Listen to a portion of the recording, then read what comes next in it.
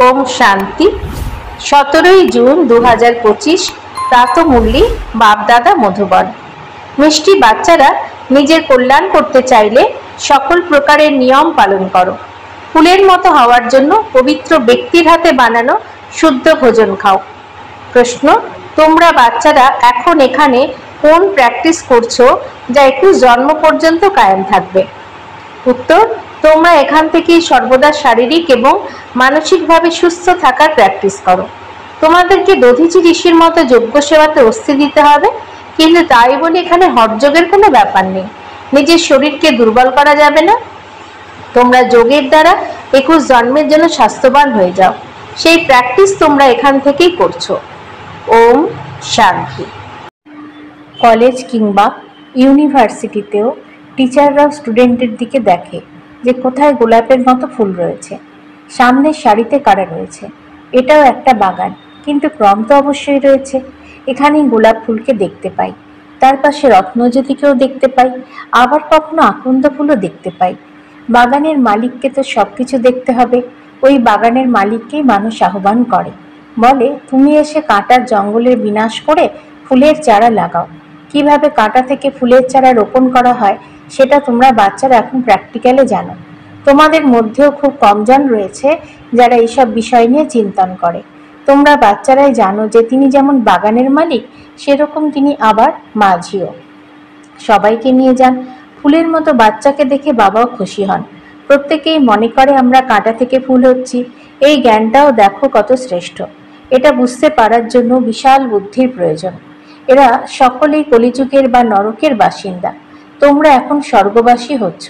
সন্ন্যাসীরা তো ঘরবাড়ি ছেড়ে পালিয়ে যায়, তোমাদের এভাবে পালিয়ে যাওয়ার দরকার নেই। অনেকের বাড়িতে একজন কাঁটা তো একজন ফুল। বাবাকে কেউ কেউ জিজ্ঞাসা করে, বাবা সন্তানের কি বিয়ে দেব? বাবা বলেন, দিতে চাইলে দাও, ঘরের মধ্যে সামনে রেখো। জিজ্ঞাসা করার অর্থ হলো তার সাহস নেই, তাই বাবাও বলে দেন করতে চাইলে করো।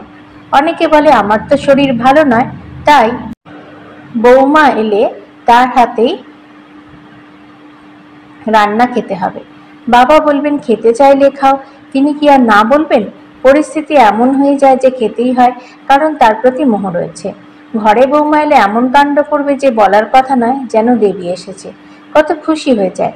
কিন্তু এই ব্যাপারটাও তো বুঝতে হবে, আমরা যদি ফুলের মতো হতে চাই তবে অবশ্যই কোনো পবিত্র ব্যক্তির হাতে খেতে হবে। এর জন্য নিজেকেই ব্যবস্থা করতে হবে। এতে জিজ্ঞেস করার কি আছে? বাবা বোঝাচ্ছেন তোমরা তো দেবতা হচ্ছ, এর জন্য নিয়ম পালন করতে হবে। যত ভালো করে নিয়ম পালন করবে তত তোমার কল্যাণ হবে। ভালো করে নিয়ম পালন করতে গেলে কিছু পরিশ্রম তো হবেই। রাস্তায় যদি খিদে পায় তবে সাথে করে খাবার নিয়ে যাও। যদি কোনো সমস্যা হয়ে যায় কিংবা কোনো উপায় না থাকে তবে স্টেশনে কারোর কাছ থেকে 2 পাউন্ড রুটি কিনে খাও। কেবল বাবাকে স্মরণ করতে থাকো। এটাকেই যোগবল বলা হয়। এক্ষেত্রে হঠযোগের কোনো ব্যাপার নেই। শরীরকে কখনোই দুর্বল করা উচিত নয়। তবে যজ্ঞ সেবাতে দধীচি ঋষির মতো অস্থি দিতে হবে। এর মধ্যে হঠযোগের কোনো ব্যাপার নেই। এগুলো সব ভক্তি মার্গের বিষয়। শরীরকে সম্পূর্ণ সুস্থ রাখতে হবে। যোগের দ্বারা 21 জন্মের জন্য স্বাস্থ্যবান হতে হবে। এর অভ্যাস তো এখানেই করতে হবে। বাবা বোঝাচ্ছেন এতে জিজ্ঞাসা করার কিছু নেই। তবে হ্যাঁ, কোনো বড় ব্যাপারে যদি মনে কোনো সংশয় আসে তবে জিজ্ঞেস করতে পারো। ছোট ছোট বিষয়গুলো বাবাকে জিজ্ঞেস করলে কত সময় নষ্ট হয়। বড় বড় ব্যক্তিরা তো কম কথা বলে। শিব বাবাকে বলা হয় সদ্গতিদাতা, রাবণকে তো সদ্গতিদাতা বলা হয় না। যদি তাই হবে তাহলে তাকে পোড়ানো হয় কেন? বাচ্চারা মনে করে রাবণ কত বিখ্যাত ব্যক্তি। হয়তো রাবণের মধ্যেও অনেক শক্তি রয়েছে, কিন্তু সে তো শত্রু। অর্ধেক কল্প ধরে রাবণের রাজত্ব চলে, কিন্তু কখনো কি কাউকে তার গুণগান করতে শুনেছ? কিছু শোনোনি। তোমরা জানো 5 বিকারকে রাবণ বলা হয়। সাধু সন্তরা পবিত্র থাকে বলে তাদের গুণগান করা হয়। এখন তো সকল মানুষই পতিত। যে কোনো ব্যক্তি আসুক না কেন, মনে করো খুব বড় কোনো ব্যক্তি এসে বাবার সাথে দেখা করতে চাইল, বাবা তাকে কি জিজ্ঞাসা করবেন? এটাই জিজ্ঞাসা করবেন যে রাম রাজ্য রাবণ রাজ্যের ব্যাপারে কি কখনো শুনেছ? মানুষ এবং দেবতাদের কথা শুনেছ? এখন মানুষের রাজত্ব চলছে নাকি দেবতাদের? মানুষ কারা, দেবতা কারা? দেবতারা কোন রাজত্বে ছিল? দেবতারা সত্যযুগে ছিল। সেখানে রাজা রানী যেরকম ছিলেন প্রজারাও সেরকম ছিল। তোমরা জিজ্ঞেস করতে পারো যে দুনিয়াটা নতুন নাকি পুরনো? সত্যযুগে কাদের রাজত্ব ছিল, এখন কাদের রাজত্ব চলছে? ছবি তো সামনেই রয়েছে। ভক্তি কি আর জ্ঞান কি, স্বয়ং বাবাই এগুলো বসে থেকে বোঝান। যে বাচ্চা বলে বাবা ধারণা হচ্ছে না, তাকে বাবা বলে না রে, বাবা এবং উত্তরাধিকারের বিষয়টা তো সহজ। অল্প অর্থাৎ বাবা বলছেন আমাকে স্মরণ করলে উত্তরাধিকার পেয়ে যাবে। ভারতে শিব জয়ন্তী পালিত হয়, কিন্তু তিনি কবে ভারতে সে স্বর্গ বানিয়েছিলেন মানুষ জানে না। যে এই ভারতই আগে স্বর্গ ছিল, ভুলে গেছে। তোমরাও বলবে যে আমরাও আগে জানতাম না যে আমরা স্বর্গের মালিক ছিলাম। এখন বাবার দ্বারা আমরা পুনরায় দেবতা হচ্ছি। আমি তোমাদেরকে বোঝাচ্ছি। 1 সেকেন্ডে জীবন মুক্তির গায়ন রয়েছে, কিন্তু এই কথাটার অর্থ কেউ বোঝে না। 1 সেকেন্ডেই তোমরা স্বর্গের পরি হয়ে যাও। এটাকে ইন্দ্র সভাও বলা হয়। ওরা মনে করে ইন্দ্র বৃষ্টিপাত করায়। যারা বৃষ্টিপাত করাবে তাদেরকে এরকম সভা হওয়া সম্ভব? ইন্দ্রলোক, ইন্দ্রসভা কত কিছু না বলে দেয়। এখন পুনরায় পুরুষার্থ করছে, এটা তো পড়াশোনা। ব্যারিস্টারি পড়লে ওরা মনে করে যে কালকে আমি ব্যারিস্টার হব। তোমরাও আজকে পড়াশোনা করছো আর কালকে শরীরটা ত্যাগ করার পরে নিজের রাজত্বে গিয়ে জন্ম নেবে। তোমরা ভবিষ্যতের জন্যই পুরস্কার পাও। এখানে পড়াশোনা করে আমরা চলে যাব, তারপর সত্যযুগে আমরা জন্ম নেব। লক্ষ্যই হলো রাজকুমার, রাজকুমারী হওয়া, কারণ এটা হলো রাজ্য। কেউ কেউ বলে বাবা আমার বুদ্ধি খুলছে না। এটা তো তোমার ভাগ্য। ড্রামাতে এরকম ভূমিকা রয়েছে। বাবা ওটাকে কিভাবে চেঞ্জ করবেন? সকলেই স্বর্গের মালিক হওয়ার দাবিদার, কিন্তু তাদের মধ্যে ক্রম তো অবশ্যই থাকবে। এমন তো নয় যে সকলেই সম্রাট হয়ে যাবে। অনেকে বলে ঈশ্বরীয় শক্তির দ্বারা সবাইকে সম্রাট বানিয়ে দেওয়া যায়, কিন্তু তাহলে প্রজা আসবে কোথা থেকে? এটাই বোঝার বিষয়। এই লক্ষ্মী নারায়ণের রাজত্ব ছিল, এখন তো কেবল নামেই মহারাজা মহারানী আছে। অনেককে উপাধি দেওয়া হয়, কয়েক লাখ টাকা দিলে রাজা রানীর উপাধি পাওয়া যায়। তারপর আচার আচরণও সেই রকম রাখতে হয়।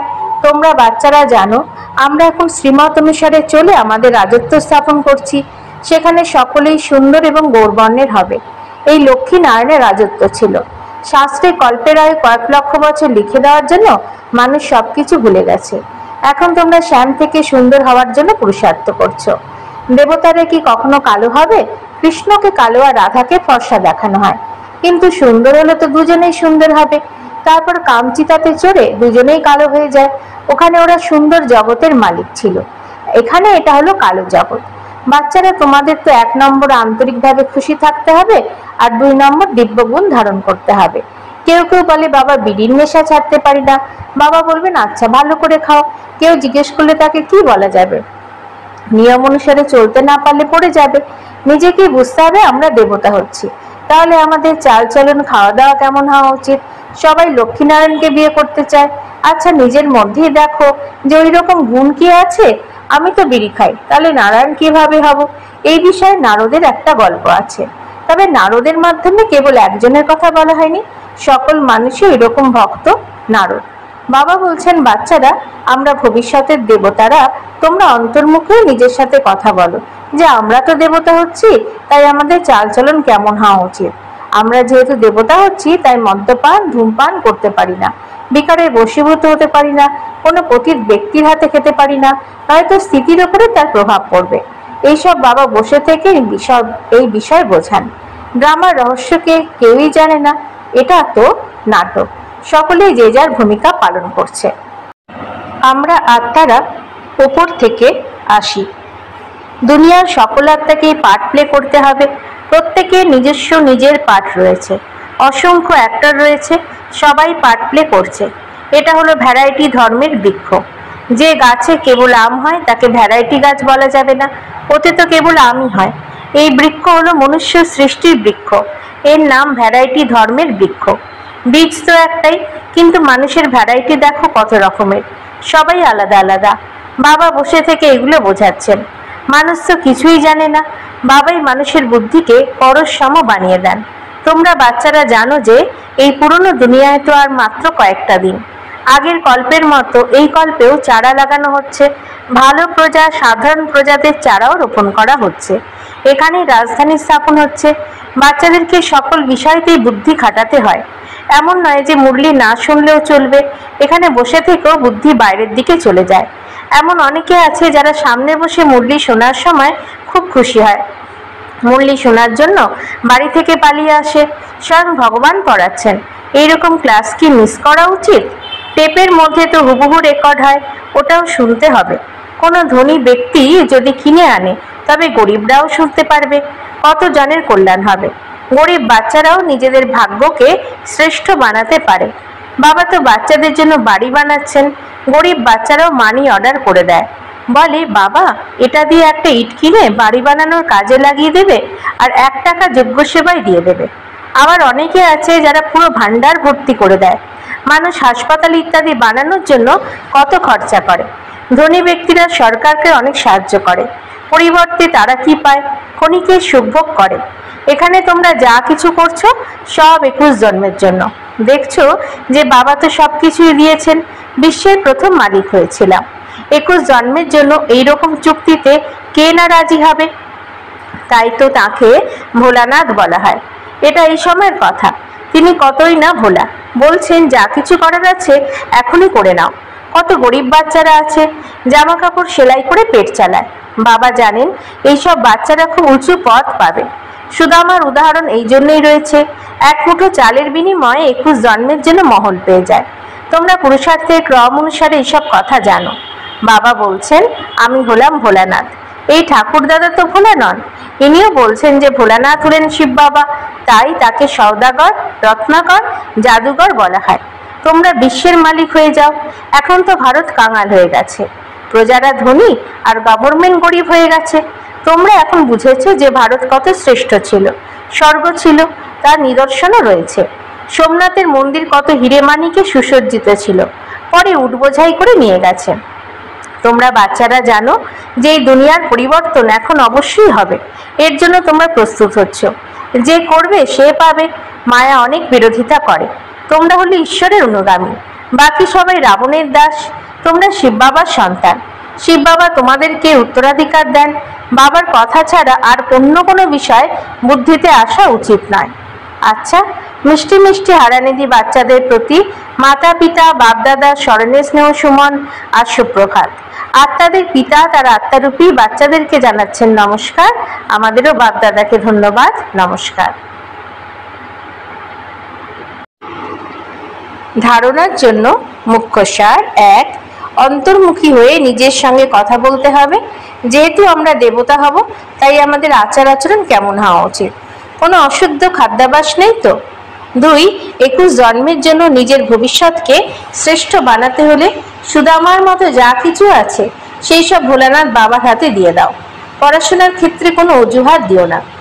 বরদান: আদি আর অনাদি স্বরূপের স্মৃতির দ্বারা নিজের স্বধর্মকে ধারণকারী পবিত্র আর যোগী ভব। ব্রাহ্মণদের নিজের স্বধর্ম হলো পবিত্রতা, অপবিত্রতা হলো পরধর্ম। যে পবিত্রতাকে ধারণ করতে সাধারণ মানুষ অসম্ভব মনে করে, সেটা তোমাদের কাছে খুবই সহজ, কেননা এখন স্মৃতিতে এসে গেছে যে আমাদের বাস্তবিক আত্মস্বরূপ হলো সদা পবিত্র। অনাদি স্বরূপ হলো পবিত্র আত্মা, আর আদি স্বরূপ হলো পবিত্র দেবতা। এখনকার অন্তিম জন্ম হলো পবিত্র ব্রাহ্মণ জীবন। এই জন্য পবিত্রতাই হলো ব্রাহ্মণ জীবনের পার্সোনালিটি। যে পবিত্র সেই হলো যোগী। স্লোগান: সহজ যোগী বলে আলস্য নিয়ে এসো না, শক্তি রূপ হও। অব্যক্ত ইশারা: আত্মিক স্থিতিতে থাকার অভ্যাস করো, অন্তর্মুখী হও। বলা হয়ে থাকে অন্তর্মুখী সদা সুখী। তাদেরকে কোনো বাইরের আকর্ষণ আকর্ষিত করতে পারবে না, কখনো মনমত কখনো পরমত আকর্ষিত করতে পারবে না। অন্তর্মুখী সদা সুখী থাকে। সুখদাতার বাচ্চা মাস্টার সুখদাতা হবে, বাহিরমুখী থেকে মুক্ত হবে। ওম শান্তি।